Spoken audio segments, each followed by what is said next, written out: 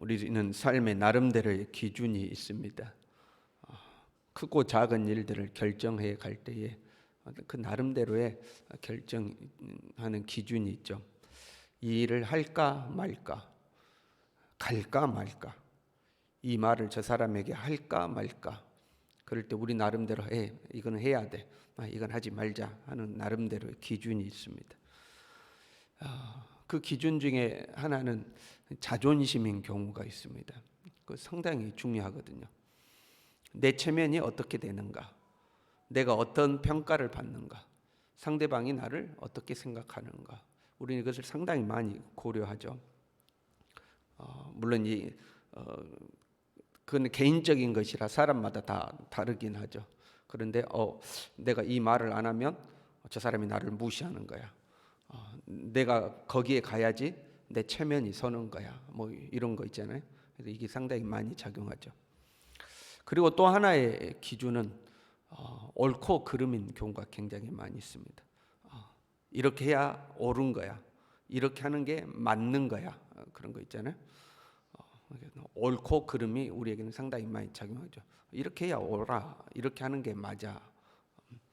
여기에 옳고 그름의 자존심이 결합되면 상대방이 틀리고 내가 맞는데 상대방이 나보다 틀렸다고 그러면 이제 아주 강하게 작용을 하는 거죠. 이거는 분명히 말을 해야 돼. 왜? 내가 맞고 상대방이 틀렸으니까. 그런데 나보다 틀렸다고 그러니까 이건 나 상당히 체면이 깎이는 거야. 이거는 반드시 짚고 넘어가야 돼. 이렇게 되는 거죠. 옳고 그름이죠. 오늘 본문의 말씀에 모든 것이 가하나 다 유익한 것이 아니다, 이렇게 말씀하고 있습니다. 고린도 교회도 옳고 그름을 따진 거죠. 가하다, 불가능하다. 그래서 가하다, 불가능하다는 것은 해낼 수 있다, 감당할 수 없다, 이걸 말하는 게 아니죠. 가하다, 불가하다는 것은 죄다, 죄가 아니다, 이제 이 문제를 말하는 겁니다. 가하다는 것은 죄가 아니다 하는 거죠. 불가하다는 것은 그건 죄다, 이제 이런 의미예요. 그럼 술 먹는 것이 죄인가 아닌가? 담배 피는 것이 죄인가 아닌가? 죄라면 불가능한 거고 죄가 아니라면 가능한 것이 되는 거죠. 그거 죄 아니야, 그럼 할 수 있는 거 되죠. 그거 죄야, 그러면 할 수 없는 것이 되는 겁니다. 당대에 이 논란되었던 문제가 있어요. 그 자체로는 죄가 아니지만 그렇다고 해서 절대적인 기준을 세울 수 없는 문제. 대표적인 게 음식에 관한 거죠. 음식을 먹는 것은 죄가 아니다, 고기를 먹는 것은 죄가 아니다. 그러니까 먹어라, 먹지 말라, 절대적인 기준을 세울 수가 없다, 이제 이런 거죠. 그럼 어떻게 하는가? 상대방이 나한테 고기를 주냐? 그러면 묻지 말고 먹어라. 근데 상대방이 고기를 주면서 그 이방인 제사에 바쳤던 고기다 그러면 믿음 약한 자들을 위해서 먹지 말아라, 이제 이런 거죠. 음식 자체는 죄가 아니지만 상황에 따라서 판단해야 되는 거죠. 절대적으로 그럼 먹어라 말아라 할 수 없다 하는 거죠. 이런 문제를 아디아포라라고 불렀는데 거기에 해당되는 문제가 대표적인 게 음식이고 절기를 지킬 수도 있고 안 지킬 수도 있다. 그다음에 할례 받을 수도 있고 안 받을 수도 있다, 이제 이렇게 된 거예요. 그런데 고린도 교회에는 여기에 음행까지도 적용을 한 겁니다. 음행 그 자체로는 죄악이 아니다. 그렇기 때문에 절대적인 기준을 내릴 수 없다. 해라 말아라 내릴 수 없다, 이제 이렇게 된 거예요. 마치 음식 그 자체는 죄가 아니다, 이렇게 하는 것처럼 음행 그 자체는 죄가 아니다, 이제 이렇게 된 거예요. 당시에 이제 스토아 철학자들과 특별히 영지주의자들의 영향을 받은 겁니다. 영지주의는 크게 이제 두 분파로 나눌 수가 있어요. 육체는 악한 것이다라고 주장하는 분파가 있습니다. 그 사람들은 육체는 악하기 때문에 육체를 완전히 제어해야지만 내 영이 살아난다, 영적인 사람이 된다, 이렇게 된 거예요. 그래서 금욕주의자로 발전을 해갑니다. 반대로 육체는 아무것도 아니다, 육체로 하는 것은 그는 죄도 아니고 아무것도 아니다, 중요한 것은 영이지 육체가 아니다, 이렇게 주장하는 파가 있었어요. 그 파들은 이제 방종하는 삶으로 육체로 하는 것은 죄도 아니고 아무것도 아니다, 이제 이렇게 되는 거예요. 본질은 영이기 때문에 육체는 중요하지 않다, 육체로 하는 것은 아무 의미 없다 해서 방종한 삶으로 빠지게 된 거죠. 고린도 교회는 이제 후자의 영향을 받은 거죠. 육체로 행하는 것은 그건 아무것도 아니다 이렇게 생각을 한 거예요. 보세요. 여러분 한번 생각해 봐요. 술 먹지 마세요. 그럼 어떻게 하면 돼요? 안 먹으면 되죠. 그냥 술 먹지 마세요. 우리 이제 한국 기독교의 전통이잖아요. 술 먹지 마세요. 안 먹으면 되죠. 그런데 왜 그걸 또 따져요? 술 먹는 게 죄인가 아닌가, 가한가 불가한가. 왜 따질까요? 하고 싶으니까 그러는 거죠. 그렇죠? 하지 마세요. 그러면 안 하면 모든 게 단순하게 끝나잖아요. 근데 가하냐 불가하냐, 성경적으로 죄냐 아니냐 막 따지잖아요. 그러냐면 하고 싶은 마음이 있기 때문에, 그 욕구가 있기 때문에 그렇죠. 예, 가하냐 불가하냐를 따지는 것은 욕심과 욕망에 의한 거죠. 사람의 욕심과 욕망이 가하냐 불가하냐를 논하게 되는 거죠. 그리고 그걸 논하는 것은 법리적이고 이론적인 것을 따지는 거죠. 말씀에 비춰봤을 때, 율법에 비춰봤을 때, 이게 시대적 어떤 말씀의 해석에 비춰봤을 때하고 상당히 논리적이고 법리적인 것으로 이제 따지기 시작하는 거죠. 11조를 꼭 해야 하는가? 주일 성수를 꼭 해야 되는가? 왜 따져요? 그거는 하기 싫으니까 그런 거죠. 11조 하세요 하면 단순히 끝나는 겁니다. 주일 성수하세요. 주일 성수하면 그건 단순히 끝나는 겁니다. 그런데 해야 하는가 말해야 되는가, 죄냐 아니냐 이론이 많고 논리가 많아지는 거죠. 신앙생활 할 때 우리는 말씀을 연구하고 깨닫고 배우는 어떤 이론적이고 논리적인 활동 필요해요. 그러나 그것보다 중요한 것은 성령의 인도죠. 우리의 이론보다 더 중요한 것이 성령의 인도죠. 성령의 인도를 모르면 머리로만 계산하는 겁니다. 이론적인 것만 따지기 시작하는 거죠. 모든 것이 가하나 내게 가하나 다 유익한 것이 아니요 이렇게 돼 있어요. 그러니까 가하냐 불가하냐 이거보다 더 중요한 게 유익하냐 유익하지 않냐 이 문제라는 거죠. 가하냐 불가능하냐가 아니라 그 문제가 나에게 영적으로 유익이 되느냐 안 되느냐 이걸 계산해야 된다는 거죠. 우리는 우리의 삶에서 대부분 그걸 따지고 살아요. 보세요.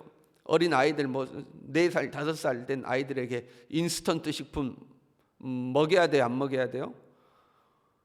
그거 먹는다고 안 죽죠. 우리 어렸을 때는 없어서 못 먹었죠. 불량식품이 됐든 뭐가 됐든 없어서 못 먹은 거 아닙니까?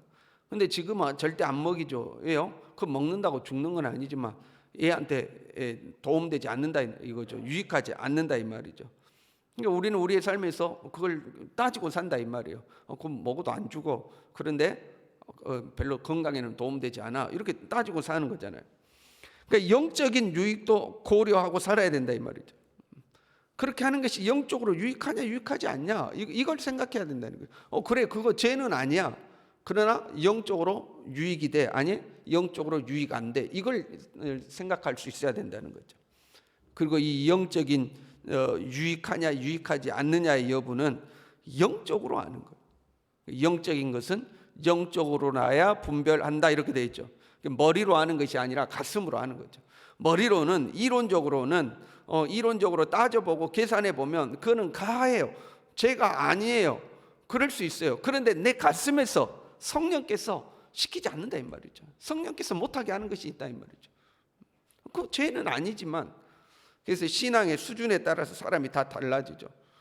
어린 아이와 같은 신앙인은 그거 괜찮아 죄 아닌데 뭐 어때라고 생각하는 문제도 신앙이 성장해 가면 하나님께서 영적으로 민감하게 죄는 아니지만 절제시키는 것들이 있죠.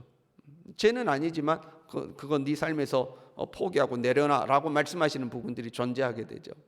머리가 아니라 가슴으로 하나님의 인도를 받을 수 있어야 되죠. 모든 것이 내게 가하나 다 유익한 것이 아니요 모든 것이 내게 가하나 내가 무엇에든지 얽매이지 아니하리라 이렇게 되어 있습니다. 얽매이지 않는다. 여러분 술이 가하다고 한번 생각해 봐요. 술 그거 단순히 음식일 뿐이야. 뭐 한두 잔 괜찮지 가하다고 한번 우리가 가정을 해봐요. 근데 유익하지는 않아요. 술 먹고 맨날 싸우고 술 먹고 문제가 일어나는 거 아니에요? 유익하지는 않아요. 그런데 왜 유익하지는 않는데 자꾸 먹고 싶어. 술 내 건강에도 유익하지 않고 인간관계에도 유익하지 않고 술만 먹으면 가정 불화가 일어나고 음주운전 사고가 일어나고 문제가 발생하는데 유익하지 않아. 근데 자꾸 먹고 싶어. 이것을 얽매였다고 하는 겁니다. 이것을 얽매였다 이렇게 표현을 하는 거예요. 거기에 얽매여 있는 거예요. 불가하고 또는 유익하지 않으면 버리면 끝나는 거잖아요. 그런데 못 버려. 자꾸 못 버려. 그래서 자꾸 하고 싶어. 하고 싶은가 어떻게 해요? 이론적으로 논리적으로 막 따지죠.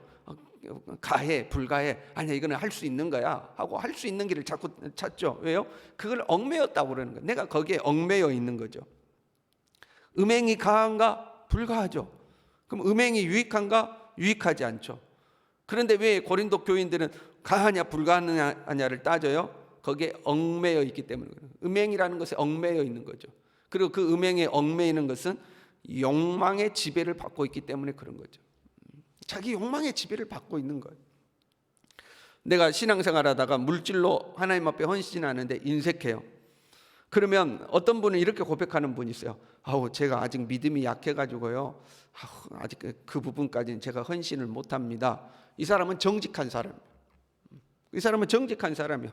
내가 믿음이 약해서 또는 내가 욕심이 많아서 하나님 앞에 더 헌신해야 되는데 물질적으로 헌신을 못한다. 이 사람은 정직한 사람이죠. 그런데 어떤 사람은 성경이 어떻고 신학적으로 어떻고 시대적 해석이 어떻고 막 이론적으로 논리적으로 막 이렇게 따지는 사람이 있죠. 사실은 자기 욕망의 지배를 받고 있는 거죠. 근데 그 자기 욕망을 물질에 대한 탐심을 어떤 이론과 지식 뒤에 감추고 있는 거죠. 사실은 욕망의 지배를 받고 있는 겁니다. 무엇에든지 내가 얽매이지 않는다 이렇게 돼 있어요. 그걸 달리 표현하면 어떤 것에도 지배받지 않는다 그런 의미예요. 나는 그 어떤 것에 의해서도 지배받지 않는다는 거예요. 그게 물질이 됐던 그게 음식이 됐던 그게 음행이 됐던 나는 그 어떤 것에도 지배받지 않는다. 그 고백이죠. 나를 지배하는 것은 오직 하나님밖에 없다는 거죠.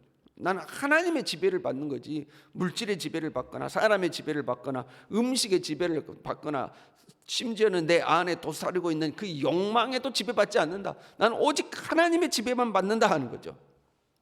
이것이 진정한 자유인 겁니다. 이것이 진정한 자유인가요? 그러니까 하나님의 법을 떠나서 내가 하고 싶은 마음대로 사는 것 이게 자유가 아니에요. 그건 오히려 육체의 종이 되는 거고 욕망의 종이 되는 거죠. 그렇지 않아요? 사실은 내 마음대로 하는 것은 내 욕망의 종이 되어서 내가 그 욕망에 이끌려서 하는 거예요. 자신이 스스로 지혜롭다고 생각하고 이런저런 이론을 가지고 자기 욕심을 정당화하는 것 지혜롭다고 이야기하지만 사실은 영적으로 보면 무지한 거죠. 하나님의 인도를 모르는 성령의 인도를 모르는 무지함을 드러내는 거예요. 여러분 저와 여러분이 그 어떤 것에도 지배받지 않는 자유로운 하나님의 사람이 되어야 할 줄로 믿습니다. 돈에도 지배받지 않고 탐욕에도 지배받지 않고 주님이 그거 내려놓아라고 말씀하며 언제든지 내려놓을 수 있는 거 그게 지배받지 않는 상태거든요. 주님이 너 그거 내려놔 그래 나 절대 못 내려놔. 그 사실 내가 거기에 지배받고 있는 거죠. 주님 너 그거 주님 내려놓으라 하시면 내려놓죠 하고 내려놓으면 나는 거기에 자유로운 사람이 되는 거죠. 가하냐 불가하냐 이거 아니에요 여러분. 우리는 유익하냐 유익하지 않느냐. 그 유익이라는 것은 물질적 유익을 말하는 게 아니고 영적으로 유익하냐 유익하지 않냐 이걸 우리는 따지는 사람들이에요. 그리고 그걸 분별하기 위해서는 성경의 지식과 함께 성령의 인도를 받을 수 있어야 돼요. 저 여러분이 하나님 앞에 성령의 사람들이 될 수 있기를 바랍니다. 기도하겠습니다.